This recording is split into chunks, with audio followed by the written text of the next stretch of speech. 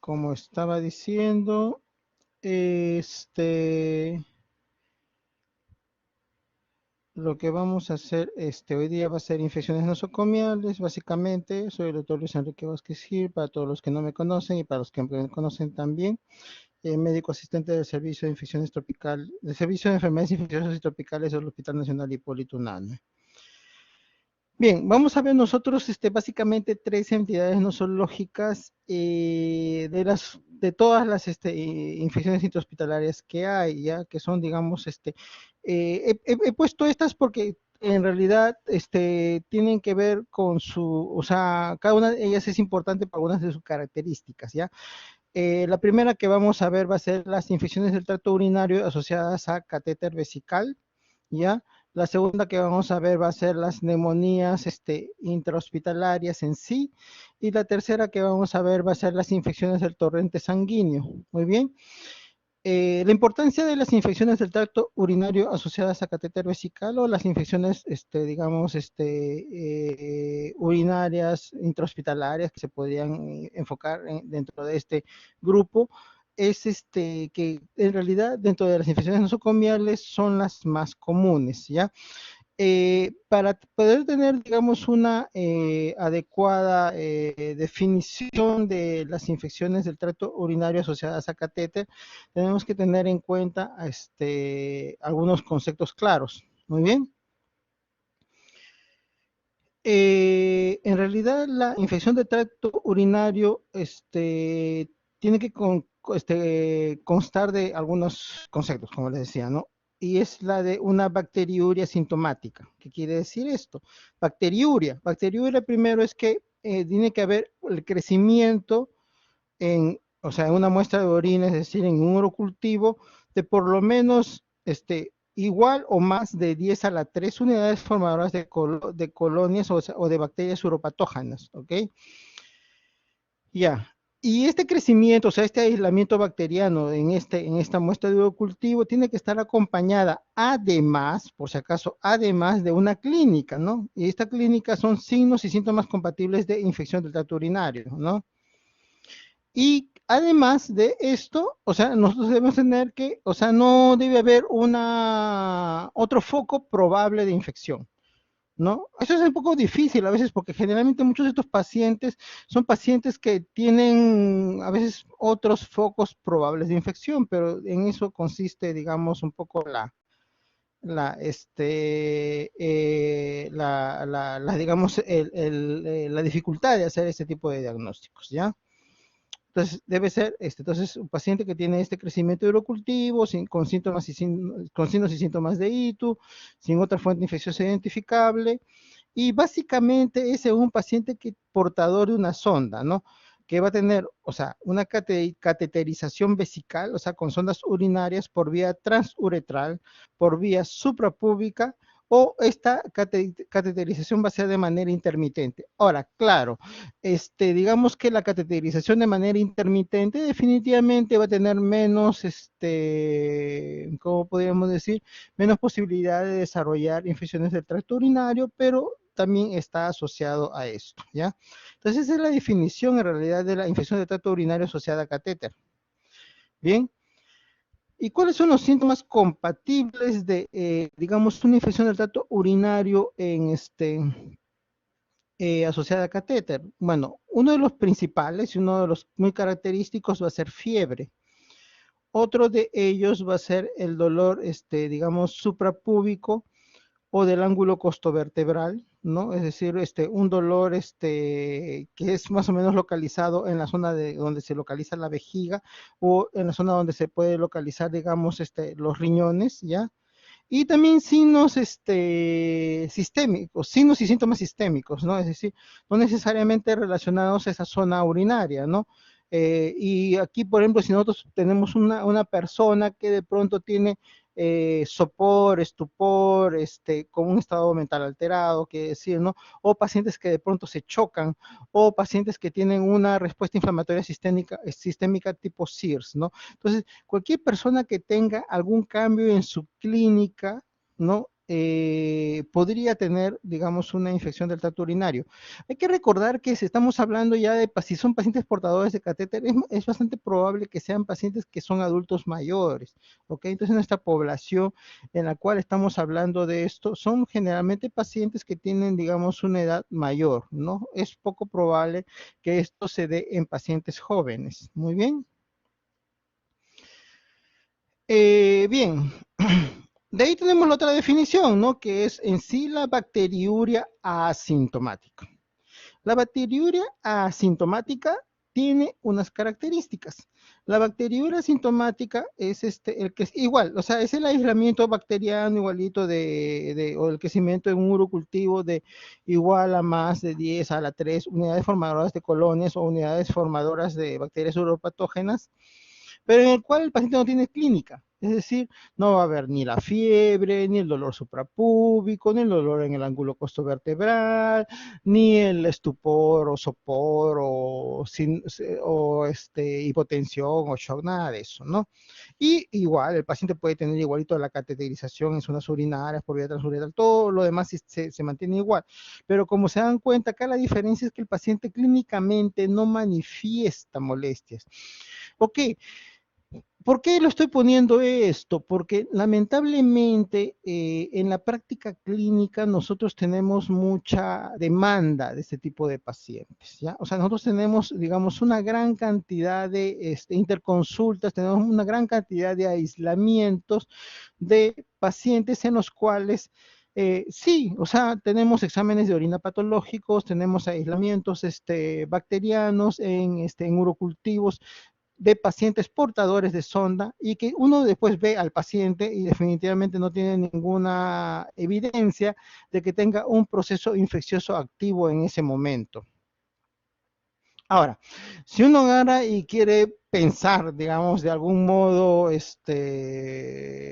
entre comillas, inteligente, que no tiene nada de inteligente, claro, dices, bueno, pues, pero si yo agarro y tengo a este paciente y le encuentro y le han aislado esta bacteria, este patógeno, quizá lo que yo supuestamente está colonizado, quizá lo que yo debería hacer de forma profiláctica o preventiva sería pues darle el antibiótico y con esto yo ya estoy eliminando el posible foco y estoy de algún modo previniendo una infección del tracto urinario.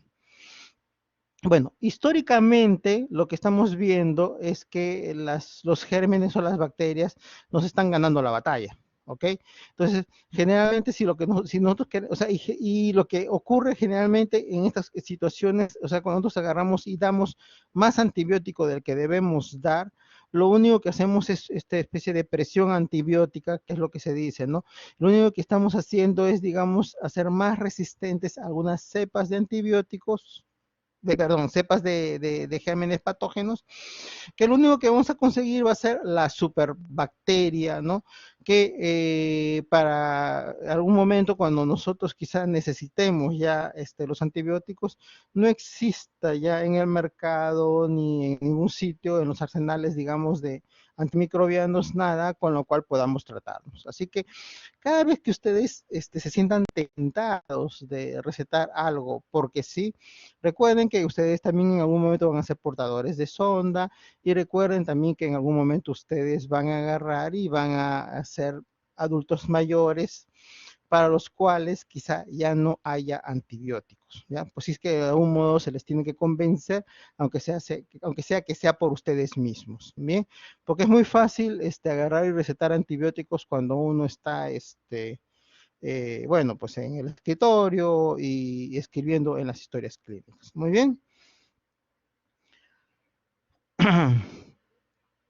Por si acaso, si yo quité ya el catéter, ya, pero está todavía dentro de las 48 horas,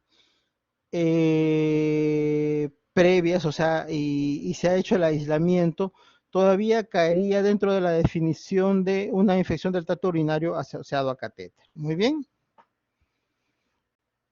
¿Y qué tan frecuentes en realidad estas situaciones, ¿no? Se dice que las bacteriurias en sí de portadores de catéter va a aumentar en un 3 a 10% por día de cateterización, ¿no? Eh, Con una bacteriuria, o sea, si un paciente tiene bacteriuria, se dice que hasta desde un 10% hasta un cuarto, o sea, hasta un 25%, hasta un cuarto de los pacientes que tienen bacteriuria van a desarrollar después síntomas de infección del tracto urinario, ¿ya? Y según los datos de epidemiología, en Estados Unidos se ha visto de 1,4, 1,7 por 1000 días catéter en pacientes hospitalizados van a desarrollar, digamos, una ITU asociada a catéter.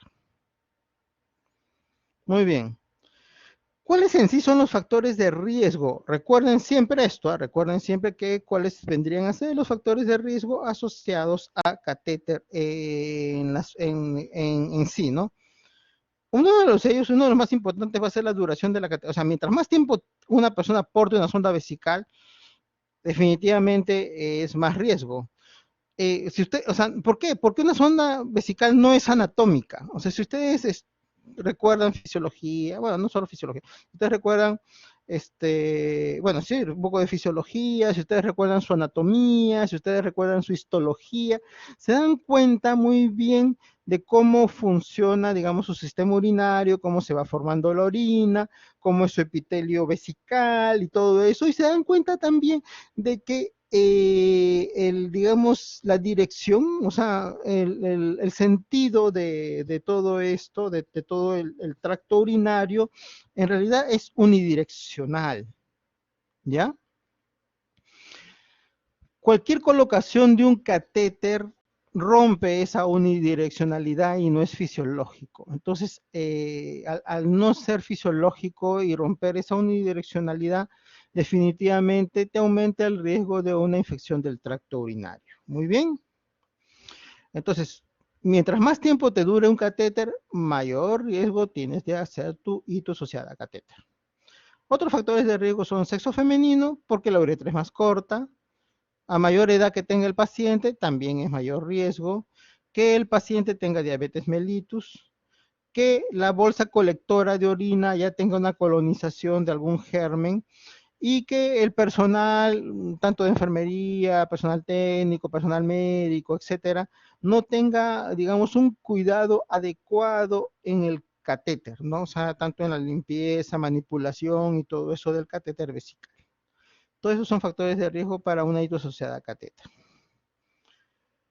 La hito asociada a catéter también tiene que tener en cuenta de que puede ser intraluminal o extraluminal. Extraluminal es cuando la bacteria entra en el biofilm que se forma alrededor del catéter en la uretra. Intraluminal es debido a la éstasis debido a la falla en el drenaje. Muy bien. La microbiología asociada al catéter, esto, bueno, eso es solamente una cosa como un poquito referencial, porque hay que tener en cuenta que la microbiología puede variar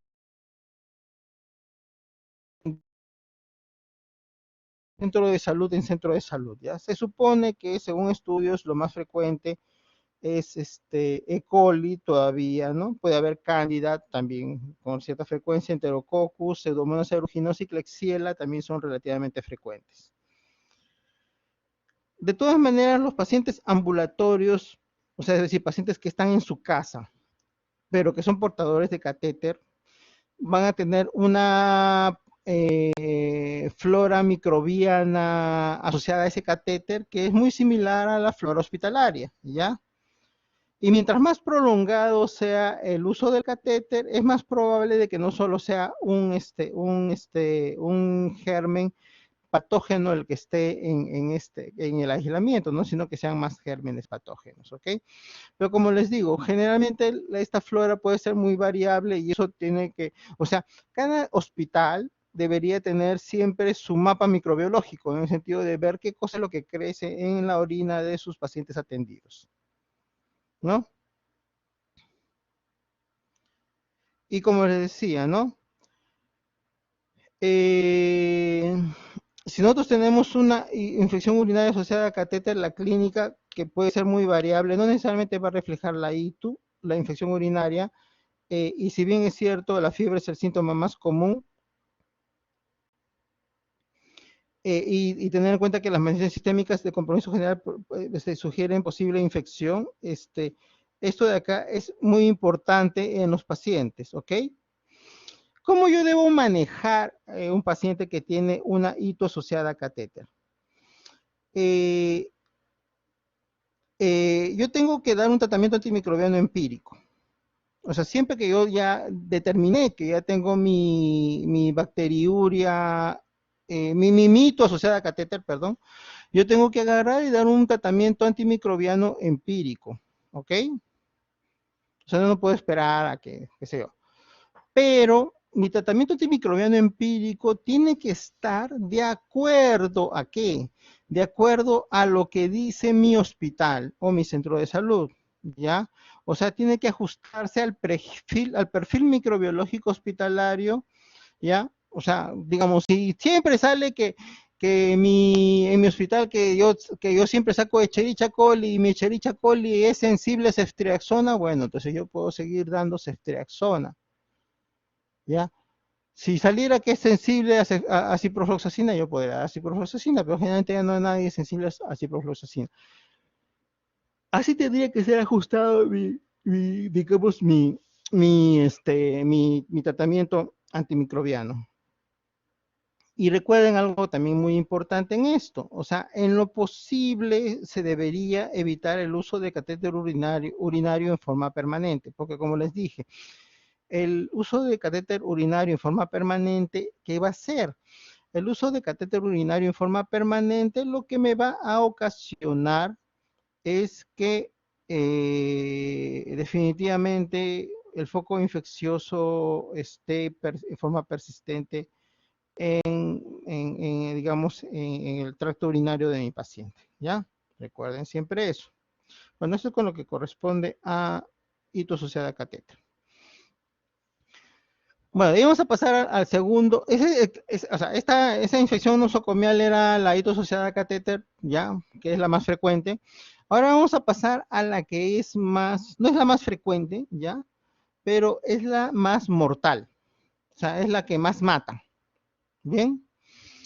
Tenemos en realidad acá básicamente dos entidades nosológicas que están un poquito, digamos,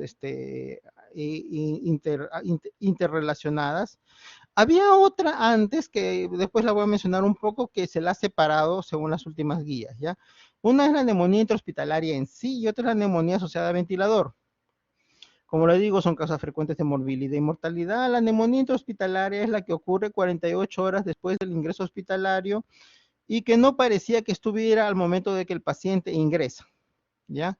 La neumonía asociada a ventilador es el tipo de neumonía intrahospitalaria, vendría a ser un subgrupo, que se desarrolla 48 a 72 horas después o más después de la intubación endotraqueal. Es decir, el paciente que ya pasó a ventilación mecánica, se le hizo una intubación endotraqueal y se va a desarrollar 48 a 72 horas después de esa ventilación e intubación endotraqueal. Muy bien. Antes era una neumonía asociada a servicios de salud, ¿ya? O sea, digamos, casi todas las definiciones en las que se ponía a una neumonía asociada a servicios en salud, ahora vienen a ser factores de riesgo para tener gérmenes multidrogo resistentes, ¿ya? ¿Por qué ya se quitó, digamos, este término de, digamos, neumonías asociadas a servicios de salud? Porque era quizá demasiado sensible y abarcaba muchas veces neumonías que de por sí eran de la comunidad, pero y que en realidad podían ser manejadas como neumonía de la comunidad, ¿no? Pero que por ciertas características ya eran demasiado, se las quería poner como neumonías de una institución, ¿ya? La multidrogo resistencia, por si acaso esta multidrogo resistencia es un poquito diferente a la multidrogo resistencia de gérmenes de la tuberculosis, ¿ya? Pero en este caso la multidrogo resistencia se refiere a gérmenes que producen neumonía, ¿ya? Existe la multidrogo resistencia de bacilos gram negativos, ¿ya? Que son causas importantes de neumonía intrahospitalaria y de neumonía asociada a ventilador. Y en la multidrogo resistencia se define como resistencia a 2, 3, 4, hasta 8 antibióticos usados para tratar las infecciones con estos organismos.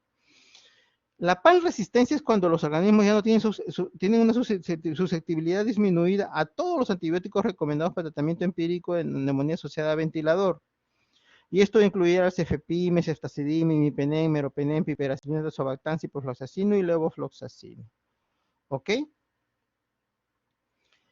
Cuando nosotros hablamos de patogénesis, o sea, en neumonía intrahospitalaria y neumonía asociada a ventilador, se va a relacionar mucho a la cantidad de microorganismos, es decir, al número de microorganismos que vamos a tener y la virulencia de cada uno de estos gérmenes para ingresar a las vías respiratorias inferiores, asociado también a la respuesta del hospedero, ¿no?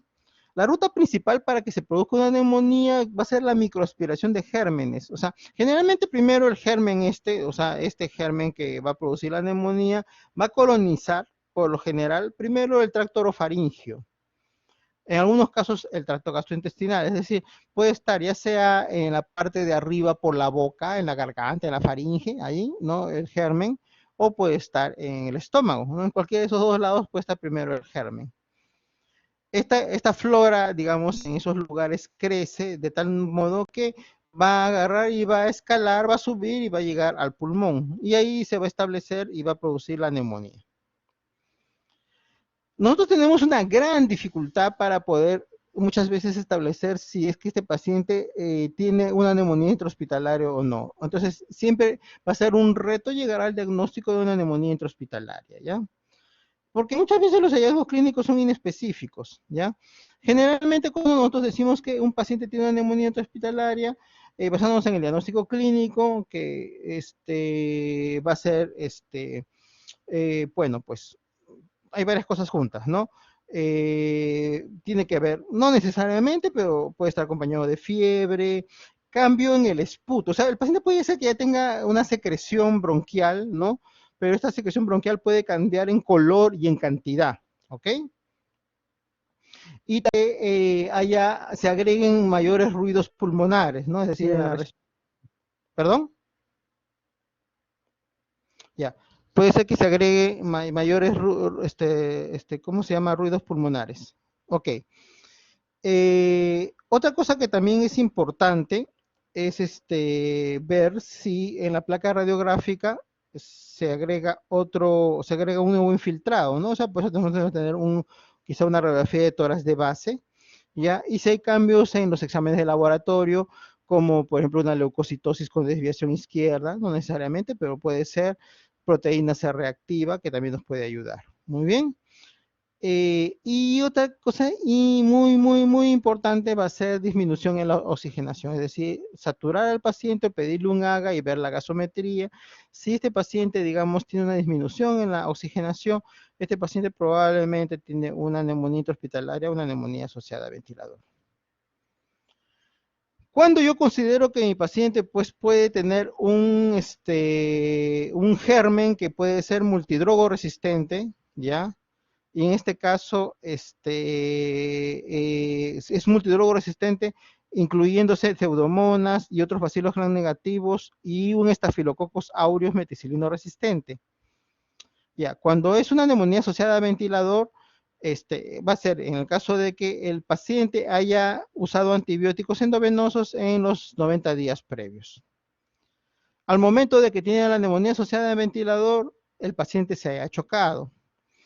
El paciente tenga un síndrome de distrés respiratorio en el adulto que precede a la neumonía asociada al ventilador, que el paciente tenga 5 días o más de hospitalizado o que el paciente tenga tratamiento de hemodiálisis antes de la neumonía asociada al ventilador, ¿no?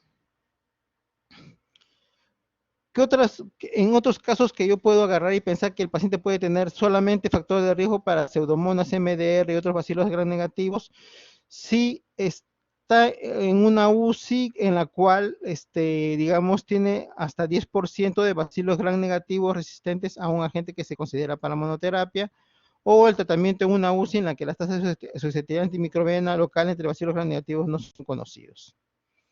¿Cuáles son los factores de riesgo para, digamos, que el paciente pueda tener una neumonía por un Staphylococcus aureus meticilino resistente? Igualito, que esté en una UCI en la cual haya un 10 a 20% de aislamientos de Staphylococcus aureus meticilino resistente, o que no se sepa la prevalencia de Staphylococcus aureus meticilino resistente en esa UCI. Muy bien. Si yo agarro y doy tratamiento para una neumonía asociada a ventilador o una neumonía intrahospitalaria sin factores de riesgo para MDR, le puedo dar monoterapia. Se le puedo dar solamente piperacilina tazobactam o cefepime o levofloxacina. Y al mejorar puedo pasar a levofloxacina por vía oral, porque al principio le voy a dar endovenoso, ¿ok? Pero si ya tiene factores de riesgo para MDR, le doy piperacilina, o cefepime, o ceftazidima, o imipenem, meropenem, o asperonan, más un aminoglicósido como amicacina, gentamicina o tobaramicina, más linezolid, vancomicina o telavancina. ¿Ok?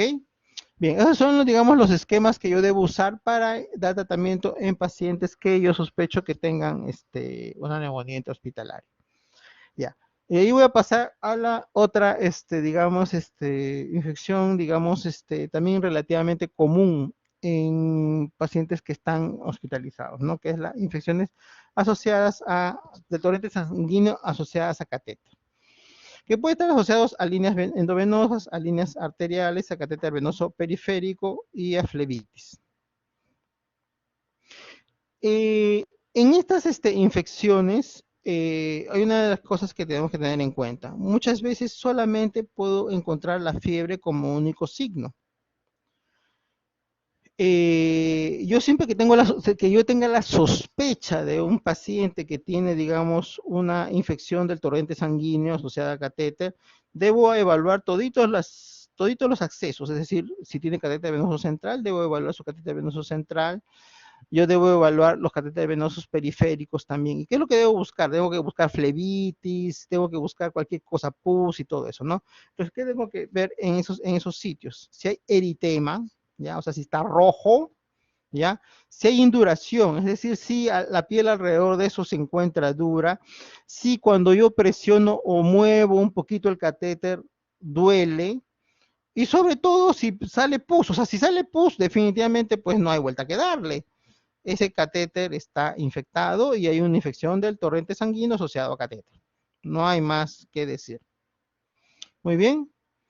Los organismos que son causantes de infecciones del torrente sanguíneo asociadas a catéter pueden ser Staphylococcus aureus, sobre todo el metilgeno resistente, incluyéndose, mejor dicho, el metilgeno resistente, perdón, en líneas endovenosa de larga data, puede haber Enterobacter, Klebsiella, Cándida, pseudomonas, así, mientras que producían muchas, posiblemente neumonías y hasta itus, generalmente no es tan frecuente en bacteriemias, ¿ok? Cuando yo tengo la sospecha de infección del torrente sanguíneo asociada a catéter, puede ser que ocurran dos cosas, ¿ya? Puede ser que yo encuentre, digamos, como les dije hace un rato, ¿no? Hay supuración en el sitio de inserción, ¿no? El paciente está chocado, se encuentra con falla orgánica, ¿no? Puede ser que tenga un émbolo séptico, cuerpo externo intravascular, qué sé yo. Lo que yo tengo que hacer es quitar el catéter lo más rápido posible, ¿ya? Debo pedir 2 hemocultivos, definitivamente sí, ¿ya? Y debo pedir cultivo de punta de catéter e iniciar tratamiento antibiótico en forma empírica. Eso es lo que yo debo hacer. Muy bien, recuerden, hasta si yo ya sé que el paciente tiene pues ahí su infección porque ya no me quedo de otra. Pero en otras ocasiones,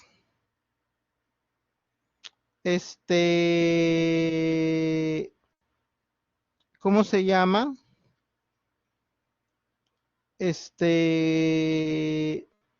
Yo, bueno, por ejemplo, le removí no, ya, perdón, ¿dónde estoy?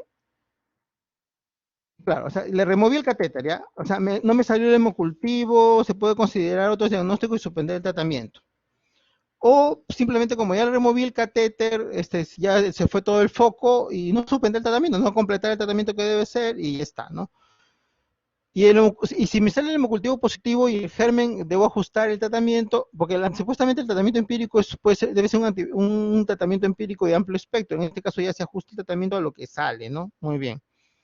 Y en el otro caso es un poco más difícil, porque yo a veces, o sea, no veo la supuración, ¿no? O sea, yo no veo que el catéter esté infectado en sí, ¿no? Entonces lo que yo voy a ver más bien es que no hay tampoco hay shock séptico, no hay falla orgánica, no hay nada de eso, el paciente está estable y no está inmunocomprometido. Entonces en este caso no me voy a quitar el catéter, ¿ya? Lo que voy a hacer es observar. Entonces yo puedo agarrar y puedo hacer, digamos,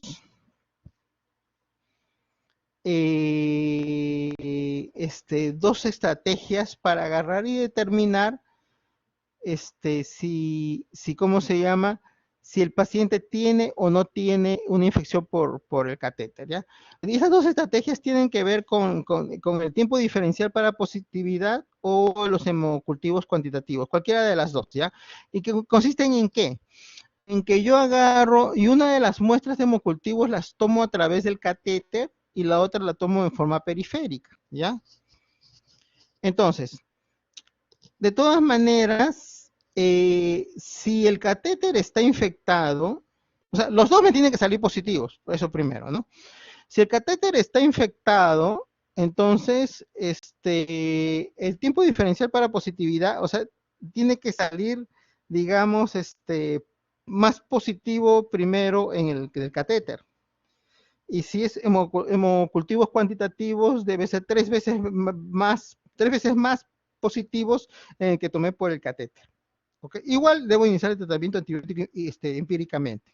¿Ya? Y si me sale así como les digo, entonces yo debo agarrar y debo, igualito, en ese caso, retirar el catéter, porque eso significa que ese catéter está infectado. Creo que quedó clara esa parte, ¿no? Ahora, si los hemocultivos han salido negativos, pues entonces yo debo considerar que el paciente, en este caso sí con más certeza, que este paciente tiene otro diagnóstico y debo suspender el tratamiento. Muy bien. Otra posibilidad, ¿no? No hay supuración en sitio de inserción, no hay shock séptico, no hay falla orgánica, no hay nada de eso. Tampoco puedo hacerle ni el diagnóstico diferencial, ni los cuantitativos. Igualito tengo que remover el catéter, le tomo los dos hemocultivos y cultivo la punta de catéter y le inicio el antibiótico antipíricamente. No me arriesgo, ya hago eso. Y veo pues cómo le va. Bueno, generalmente lo que nosotros tenemos en general en el hospital es esta última opción, que es la que en la que nos vamos con más certeza, ¿no? Porque no tenemos mucho las otras posibilidades. Muy bien. Y con esto ya hemos terminado la presentación. Muy bien. Espero que que les haya quedado todo claro. No sé si tienen alguna otra duda, alguna consulta, algo.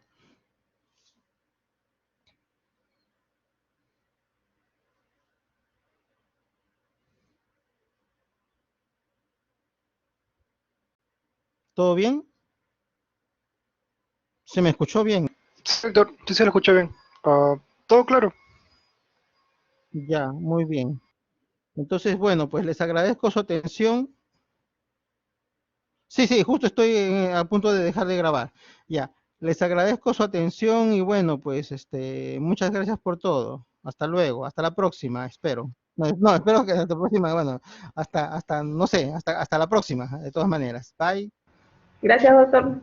Gracias, doctor. Buen día.